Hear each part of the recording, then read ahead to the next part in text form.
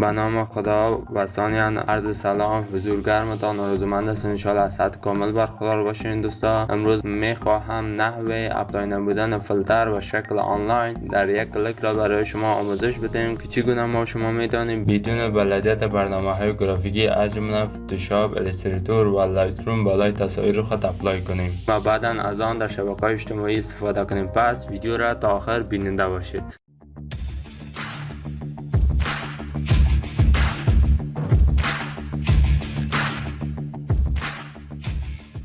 خب دوستا، در قدم نخست ما شما میایم و براوزر ما را باز میکنیم. بعد از که براوزر ما شما باز کردیم یک نیو تب میگیریم. بعد از اینکه تب جدید گرفتیم ما شما اینجا تایپ میکنیم فوتو لب، درست است. بعد انتر میکنیم. با مجرد ما انتر کنیم اینجا سرچ یا سجست های مختلف متنوع را برای ما عمل نشان میده که ما شما نخستش انتخاب میکنیم. بعد از که ما شما این انتخاب کنیم را موقع میکنیم یک ادورتایز هست. خب این قسمت لازم صبر میکنیم تا تمام پیج برای ما شما لود بکنه. خب بعد از اینکه لود کرد نمای جزئی از سفر شما مشاهده کرده میتونید که اینجا ما شما فیلترهای مختلف و متنوعی داریم که از هر کدام از جای اگر صورت که شما بخواین به شکل فری و رایگان میتونید استفاده بکنین. لازم صبر میکنین تا تمام فیلترهای از لود کنه.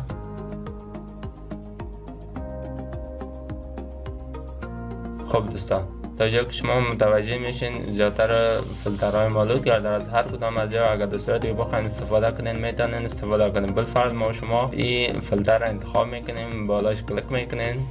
بعد از کلیک کردن بعد صبر میکنیم. این قسمت نمونه اوریجینال و همچنان افکت شدگیش برای ما شما نشان میده اگر در صورتی که اوریجینال باشه به چه شکل میباشه. بعد از اینکه بالاش فیلتر اپلای میشه چه قسم میشه. خب اگر در صورتی که ما شما بخوایم دوست عکس خود ما را به این شکل تبدیل کنیم چیکار میکنیم؟ ما شما اسکرول میکنیم پایین، از این قسمت اپلای تو یور فوتو را انتخاب میکنین یا کلیک میکنین. بعدا شما میتونید که از هر قسمتی که فوتوی عکس شما میشه رو انتخاب کنید. از ما چون که در قسمت دیسپیسی است و بعدم در قسمت پیکچر است بنانی تصویر انتخاب میکنیم به شکل نمونه.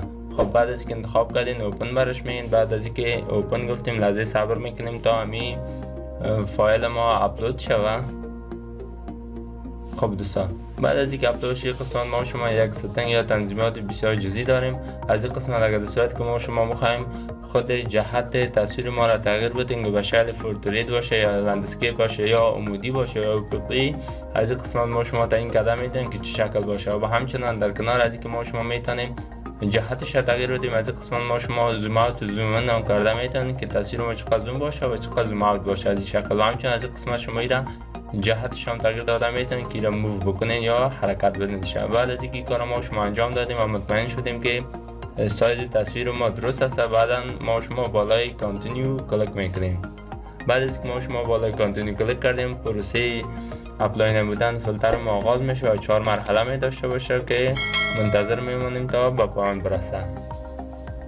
خب دوستان، شما مشاهده میکنید قسمت که فیلتر نمودن تصویر ما به پایان رسید. اگر در صورتی که ما شما بخوایم این را سیو بکنیم داخل کامپیوتر ما بدانیم در شبکه‌های اجتماعی همچون فیسبوک و واتساپ و مسنجر و اینستاگرام و غیر شبکه‌های اجتماعی را به اشتراک بگذاریم. چطور میکنیم دوستا؟ یا بالاش رایت کلیک میکنید، از این قسمت سیو ایمیج از انتخاب میکنید یا از این قسمت ما شما یک لینک داریم درست است این را کپی میکنین، نیو تاب میگیریم درست دوستا. بعد از این نیو تاب گرفتین کنترل وی میکنین، بعدش هم انتر میکنیم. با مجرد که ما شما انتر بکنیم صفحه رو دوباره بر ما شما اوپن میکنه، بالاش رایت کلیک میکنید، بعدش هم سیو از ایمیج برش میگین و هم موقعیتش رو تعیین میکنیم که در خدا قسمت با شما دیسپیسی رو انتخاب میکنیم. بعدش هم در کنار عکس قبلی ما یا در کنار عکس اوریجینال ما در پهلوی پیکچر و این قسمت شما میتونید که فرمتش هم تعیین میکنید که جی پی جی باشه، PNG باشه، هر کدوم شو باشه. بعدش هم سیو برش میگیم. بعد از که ما شما سیو کردیم از این قسمت شما مشاهده میکنید که تصویر ما به شکل موفقیت آمیز دانلود شد. یک قسمت شما برای مورس کلیک میگین، بعدش هم شما فولدر برش میگین.